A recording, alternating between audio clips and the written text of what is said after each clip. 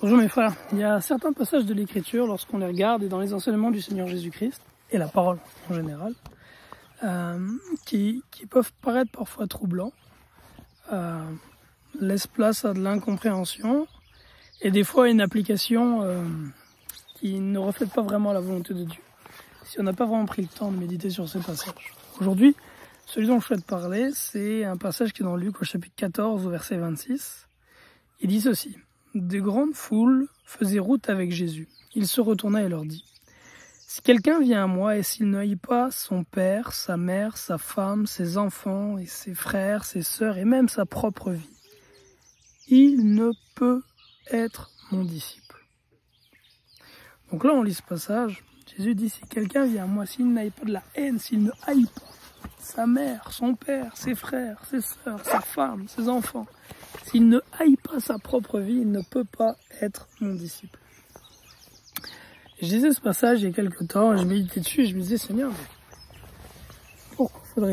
pourquoi devrais-je haïr ma femme? C'est une épouse si merveilleuse. Pourquoi haïr mes enfants qui m'amènent tant de joie? Pourquoi haïr ma vie? Tu m'as tellement béni. Je questionnais et puis je méditais par rapport à ça. Puis je disais au Seigneur: certainement il y a quelque chose que je ne comprends pas dans cet enseignement. Aide-moi à comprendre. Surtout que d'autres passages de l'Écriture, par exemple, si on va dans l'épître de Pierre, 1 Pierre 3, il est dit ceci: si quelqu'un en effet veut aimer la vie et voir des jours heureux, qu'il préserve sa langue du mal et s'élève des paroles trompeuses, qu'il s'éloigne du mal et fasse le bien, qu'il recherche la paix et la poursuive. Car les yeux du Seigneur sont sur les justes et ses oreilles sont attentives à leurs prières, mais la face du Seigneur est contre ceux qui font le mal. Fait que si je dois haïr ma vie, détester ma vie, pourquoi est-ce que dans ce passage-là, il m'est donné la recette pour pouvoir aimer la vie et jouir de jours heureux si je suis appelé à haïr la vie? Et puis je pense qu'il y a beaucoup de personnes, en tout cas il y a quelques personnes qui lisent ce passage que Christ enseigne, d'haïr sa vie, sa femme, ses enfants, puis ne le comprenant pas bien, en fait, se mettent à vivre une vie d'ascétisme, une chrétienté, une marche avec le Seigneur qui est privée de toute forme de bonheur, de toute forme de joie, et qui pense à la volonté du Seigneur, puisque le Seigneur a dit que pour venir à lui, il fallait haïr sa vie. Vous avez peut-être déjà vu ce genre de chrétiens qui mènent une vie vraiment triste, qui ont toujours l'air d'être en deuil dans le fond, puis qui ne font jamais de bons repas, qui ne savent pas célébrer, faire la fête. J'en ai connu pas mal dans le mouvement dans lequel j'ai grandi étant enfant, qui était l'église adventiste réformée, où on aurait dit que les gens étaient tout le temps en deuil.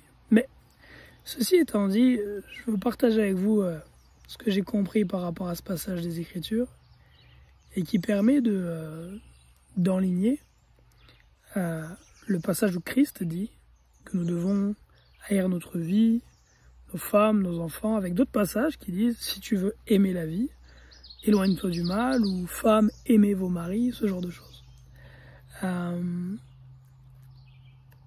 Il est dit... quand je dis femme aimez vos maris, c'est en fait c'est plutôt dans Tite, où dans Tite il est dit, Paul dit à Tite en fait que les femmes les plus âgées doivent montrer aux plus jeunes comment aimer leur mari, de souvenir. Mais en tout cas, tout ça pour dire que plusieurs passages de l'Écriture parlent du fait d'aimer la vie que tu nous as donnée ou les gens autour de nous. Tu aimeras ton prochain comme toi-même, par exemple. Donc je vais vous partager un petit peu la compréhension que j'ai reçue. Le Seigneur Jésus-Christ, dans le passage en question, est en train de parler à ceux qui veulent venir à lui et être ses disciples. Il n'est pas en train de parler à celui qui est déjà son disciple et qui marche avec lui depuis des mois ou des années, mais il parle à ceux qui veulent venir à lui et devenir disciples. Si je reprends ma vie à l'époque où je suis venu à Christ en 2008. En 2008, je vivais dans la drogue, je consommais de la drogue, je fumais la cigarette, je vivais dans l'amour de l'argent, dans la débauche sexuelle avec les femmes. J'écoutais des musiques de violence, des musiques de haine, de drogue, de débauche en tout genre. J'organisais des soirées dans les clubs. Ma copine se droguait, elle couchait avec d'autres hommes. Si je viens à Christ et que cette vie que je mène, je l'aime, comme on peut être son disciple. Christ haït la fornication, Christ haït la débauche, il haït la drogue, il haït l'amour de l'argent, il haït la violence.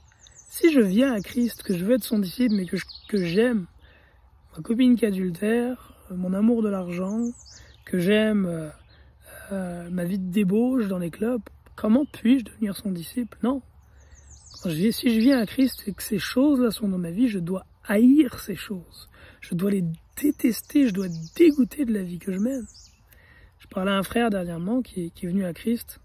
Sa femme était alcoolique, ses enfants le déshonoraient, lui-même était un menteur, un voleur de ce que j'ai compris. Comment peux-tu venir au Seigneur Jésus-Christ en aimant cette vie-là et penser devenir son disciple? C'est impossible. Par contre, si tu viens au Seigneur Jésus-Christ en ayant de la haine pour cette vie de péché que tu mènes, de la haine par rapport au fait que tes enfants vivent dans le mensonge et de la débauche, de la haine par rapport au fait que tu es un fraudeur, un menteur et un voleur, de la haine par rapport au fait que ta conjointe est adultère ou voleuse, de la haine par rapport à toutes ces choses mauvaises qui sont présentes dans ta vie. Si tu viens au Seigneur Jésus-Christ en ayant de la haine pour ces choses-là, et un désir profond que ces choses changent, que ta vie change et que tu mènes une vie qui est conforme à la volonté de Dieu, ben tu vas marcher avec le Seigneur. Et le Seigneur va peu à peu transformer ta vie. Il va transformer le cœur de ta femme, le cœur de tes enfants, il va tout changer. Et il va te donner une vie que là tu pourras vraiment aimer. Une vie où tu vas être un homme fidèle, qui marche dans la justice, la crainte de Dieu. Une vie d'un homme qui donne la première place dans sa vie à Dieu, qui aime son prochain comme soi-même, une vie d'un homme prospère, en santé. Il va te donner une épouse fidèle, soumise, des enfants qui t'honorent et qui marchent dans les voies du Seigneur. Il va te donner une vie pleine de sens. Et cette vie-là qu'on reçoit du Seigneur, on n'est pas pour l'haïr, on est pour l'aimer. C'est le royaume. Cette vie-là, c'est le royaume. C'est le royaume de Dieu sur terre. C'est la manifestation du royaume de Dieu, cette vie. Et donc j'espère que ce que je viens de partager vous permet de mieux comprendre ce que nous devons faire de ce passage où le Seigneur Jésus-Christ dit d'haïr sa vie, d'haïr sa mère, ses parents, toutes ces choses. Si nous voulons venir à lui, quand on vient à lui, la vie de péché qu'on mène, la vie de péché que mènent nos proches, ça nous devons l'haïr.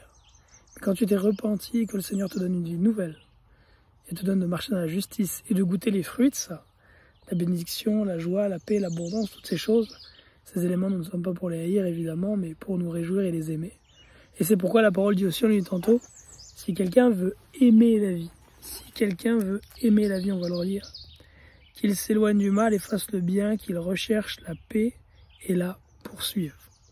Là-dessus, mes frères et sœurs, que Dieu vous bénisse abondamment et je vous souhaite d'avoir une vie heureuse, non pas dans le péché, mais dans la justice et l'amour de Dieu. C'est là le vrai bonheur et un bonheur qui dure pour l'éternité. Paix en Jésus-Christ. Bye bye.